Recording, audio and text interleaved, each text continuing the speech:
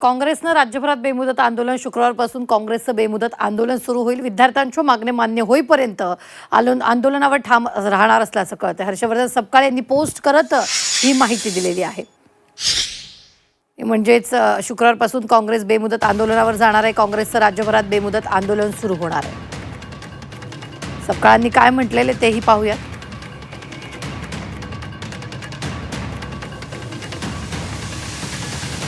देशाचं भविष्य असलेल्या विद्यार्थ्यांच्या न्याय हक्कासाठी केंद्रीय शिक्षण मंत्री धर्मेंद्र प्रधान यांच्या राजीनाम्याच्या मागणीसाठी तसंच निष्पाप विद्यार्थ्यांवर झालेल्या कथित अमानुष लाठीचार्ज आणि अत्याचाराच्या निषेधार्थ पंतप्रधान नरेंद्र मोदी आणि केंद्रीय गृहमंत्री अमित शहा यांनी माफी मागावी असं हर्षवर्धन सपकाळांनी म्हटलंय।